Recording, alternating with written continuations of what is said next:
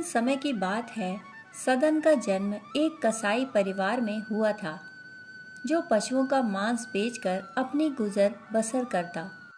अपने पूर्व जन्म के संस्कार के कारण सदन कसाई भगवान के परम भक्त थे। बचपन से ही उन्हें हरि नाम जप भजन कीर्तन में विशेष अनुराग था। यहाँ तक कि अपनी दुकान में मांस बेचते हुए भी वे मन ही मन हरि नाम सुमिरन स्मरण किया करते। मानो उनकी काया तो दुकान में बैठी होती, परंतु उनकी आत्मा ईश्वर के परम आनंद में निमग्न रहती। उनके चेहरे पर सदा स्वर्गीय मुस्कान छाई रहती। उनका हृदय करुणा से इतना भरा होता कि जीव हत्या के बारे में सोचते ही उनकी रूह कांप उठती थी। इसीलिए आजीविका के लिए वे मांस बेचते जरूर थे, परंतु वे वह मांस दूसरों के यहाँ से लाकर बेचते। वे स्वयं पशुवध नहीं करते थे। कहते हैं कि यदि भक्ति सच्ची हो, प्रेम सच्चा हो, तो भगवान ऐसे भक्त को किसी न किसी रूप में उसके प्रेम का प्रत्युत्तर अवश्य ही देते हैं। भगवान भक्त से दूर रह ही नहीं सकते। और फिर सदन का मन तो हरि चरणों में ऐसा रम गया था कि भगवान को पल भर के लिए भी नहीं भूल पाते। सदन को भगवान की पूजा का कोई शास्त्रीय विधान भले ही पता ना था, पर उनका हृदय सचमुच ईश्वर प्रेम से परिपूर्ण था। प्रेम में मग्न सदन को यह भी नहीं पता कि जिस पत्थर को बाट बनाकर वे अपनी तुला पर रखकर मांस तौलते हैं, वह कोई साधारण पत्थर नहीं, बल्कि वह तो साक्षात शालिग्राम भगवान हैं, जिन्हें भक्त लोग पूजा वेदी पर रखकर नाना प्रकार के शास्त्रीय उपचारों से उनका पूजन करते हैं। एक दिन अचानक ऐसा हुआ कि एक साधु सदन की दुकान के सामने से गुजर रहे थे कि सहसा उनकी नज़र उस शालिग्राम पत्थर पर पड़ गई। वे शालिग्राम जी को पहचान गए। एक मांस विक्रेता के यहाँ अपवित्र स्थल पर शालिग्राम जी को देखकर साधु को बड़ा दुख हुआ। सो सदन से मांगकर वह शालिग्राम जी को अपने साथ ले गए। सदन ने भी खुशी खुशी वह पत्थर साधु को दे दिया। साधु बाबा अपनी कुटिया पर पहुंचे। उन्होंने शालिग्राम जी को नानाविध तरीके से साफ सुथरा कर जलाभिषेक कर उन्हें पूजा वेदी पर स्थापित किया। शास्त्रीय विधि विधान से उनका पूजन किया, आरती उतारी। साधु बाबा मन ही मन सोच रहे थे कि वह मांस विक्रेता शालिग्राम जी को ना जाने कब से कितनी अपवित्र जगह पर रखे रहा होगा। उससे शालिग्राम भगवान को ना जाने कितनी पीड़ा हुई होगी। अच्छा हुआ उन पर मेरी नज़र पड़ गई और मैं उन्हें अब पवित्र स्थल पर स्थापित कर सका। संध्या वंदन के पश्चात साधु बाबा रात्रि विश्राम करने लगे।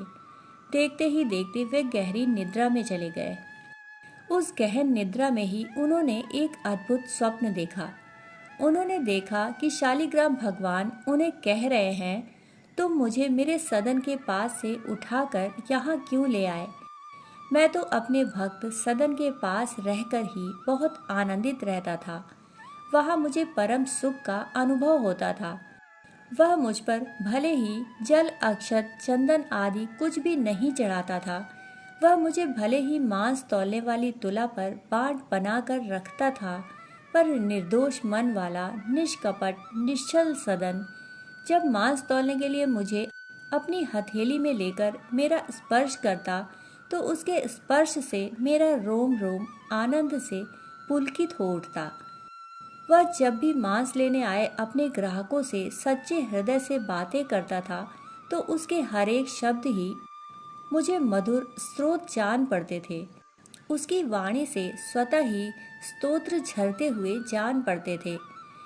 जब कभी वह मेरा नाम सुमिरन स्मरण और कीर्तन किया करता, तब तो मेरे आनंद की कोई सीमा ही न होती। सो हे महात्मन, तुम मुझे मेरे सदन के पास ही पहुंचा दो।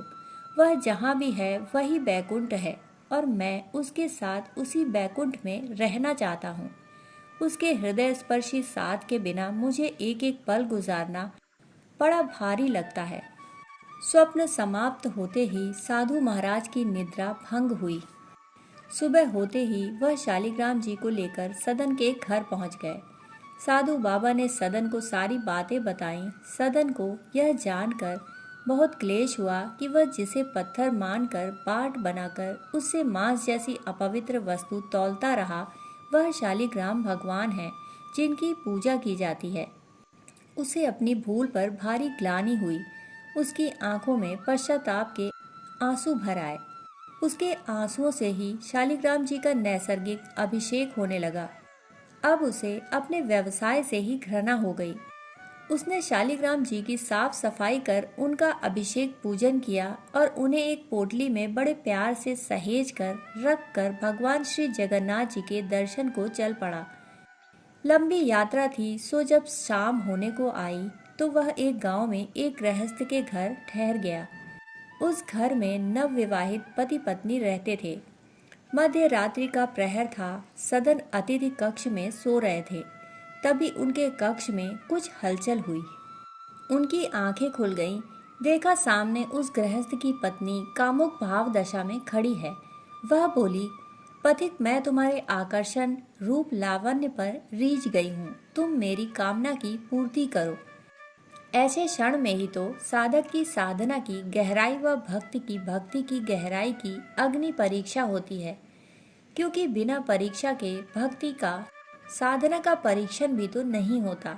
ऐसी परीक्षा में, ऐसे क्षण में जिसने अपने धर्म की रक्षा कर ली, जिसने अपने चरित्र की रक्षा कर ली, वस्तुतः वही सच्चा साधक है, सच्चा योद्धा है।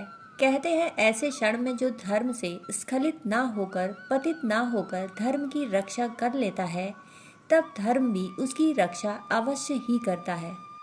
सदन के जिस हृदय में साक्षात शालिग्राम विराज रहे थे, जिस हृदय में भगवत प्रेम की ऊंची ऊंची तेज लहरें उठ रही थीं, उस हृदय में काम की लहरें उठती भी तो कैसे। सो सदन पर उस कामिनी के कामुक रूप का कोई असर न हुआ। उसे तो उस कामिनी स्त्री में भी पवित्रता की मूरत दिखाई पड़ रही थी। सो उसने हाथ जोड़कर कहा, माते, तुम तो ममता मयी हो, प्रेम मयी हो, वात्सल्य रूपी हो, इसलिए तुम अपने बच्चे की परीक्षा मत लो माँ। पर कामातुर स्त्री तो काम के वश में थी। सो उसने सोचा कि लगता है कि यह मेरे पति से भयभीत है, इसलिए यह ऐसी बातें कर रहा है। सो उसने कहा, तुम्हें भयभीत होने की कोई आवश्यकता नहीं, क्योंकि मैंने अपने पति का सिर काट दिया है। अब मेरे तुम्हारे मार्ग में कोई बाधा नहीं। तुम अब निर्भय हो। जिसकी चेतना परम चेतना से जुड़ चुकी थी, उस पर इन कामुक बातों का कोई असर कैसे होता। पर उस स्त्री ने फिर कहा, यदि तुमने मेरी बात नहीं मानी तो तुम्हें इसके गंभीर दुष्परिणाम भुगतने होंगे। पर धर्म की, चरित्र की रक्षा में सद्भक्त कहाँ डरता है। स्त्री अपने द्वार पर छाती पीट पीट कर रोने लगी। उसका रुदन सुनकर गांव के लोग इकट्ठे हो गए। उसने कहा, यह यात्री रात्रि में मेरे घर ठहरा था। मुझे देखकर इसकी नीयत खराब हो गई। इसने मेरे पति की हत्या कर दी। लोगों ने सदन को काफी भला बुरा कहा, मारा पीटा, धुतकारा भी, पर सदन ने कोई सफाई न दी। मामला न्यायाधीश के पास पहुंचा और सजा के रूप में सदन के दोनों हाथ काट दिए गए। यदि भक्ति परिपक्व ना हो, साधना गहरी ना हो, तो तुरंत ही व्यक्ति का ऐसी स्थिति में ईश्वर से विश्वास उठ जाता है। पर सद्भक्त तो विपरीत से विपरीत परिस्थितियों को भी ईश्वर का प्रसाद ही समझता है, क्योंकि उसे इसका बोध होता है कि कोई भी घटना अकारण नहीं घटती। उसका कुछ न कुछ तो उसके जीवन से संबंध होगा ही। अस्तु ऐसे समय में भी वह धैर्य बनाए रखता है, भक्ति बनाए रखता है। वह अपने पथ पर, अध्यात्म पथ पर अग्रसर रहता है, बढ़ता ही जाता है, क्योंकि उसे लगता है बढ़ते जाने से कभी न कभी उसकी मंजिल तो आएगी ही। पर जो रुक गया उसका क्या। सो कटे हाथों के बाद भी सदन श्री जगन्नाथ भगवान का स्मरण करते हुए जगन्नाथपुरी की ओर बढ़ते रहे। चलते रहे, थके भी पर रुके नहीं। जो रुकता नहीं उसकी मंजिल तो एक दिन आ ही जाती है, मिल ही जाती है। अब जगन्नाथपुरी का धाम कुछ ही दूरी पर था। वे बढ़े जा रहे थे। उधर जगन्नाथपुरी के पुजारी को भगवान ने स्वप्न में आदेश दिया, देखो मेरा सदन, मेरा भक्त मेरे पास आ रहा है। उसके हाथ कट गए हैं पर वह फिर भी आ रहा है। सदन की भक्ति को देखकर भगवान के कमल नयनों में अश्रु झर रहे थे। भगवान ने फिर कहा, पुजारी तुम पालकी लेकर जाओ और मेरे सदन को उसमें बैठाकर मेरे पास लाओ। उससे मिलने को मैं भी आतुर हूँ। भगवान के आदेशानुसार पुजारी पालकी लेकर उस मार्ग की ओर गए। देखा सचमुच एक व्यक्ति जिसके दोनों हाथ कटे हैं वह इधर ही आ रहा है। पुजारी ने बड़े आग्रह विनती करके सदन को पालकी में बैठाया और उन्हें लेकर मंदिर के पास ले आए। सदन मंदिर में भगवान जगन्नाथ के दर्शन करते ही आनंद विभोर हो गए। उनका रोम रोम पुलकित हो गया। भगवान का कीर्तन करने को उन्होंने अपनी दोनों भुजाएं उठाईं और उनके नेत्र फिर से भर आए। तभी उन्होंने देखा कि प्रभु कृपा से उनके दोनों कटे हाथ पूर्ववत हो गए हैं। दोनों हाथ ठीक हो गए हैं। प्रभु कृपा से उनके हाथ तो ठीक हो गए, पर रात्रि विश्राम करते हुए उनके मन में ये विचार आते रहे कि भला हमने ऐसे कौन से अपराध किए थे जिनके कारण हमारे हाथ काटे गए। क्योंकि भगवान के राज्य में कभी किसी निर्दोष को, निरपराध को दंड नहीं मिल सकता। इसी प्रकार विचार करते करते उन्हें गहरी नींद आ गई।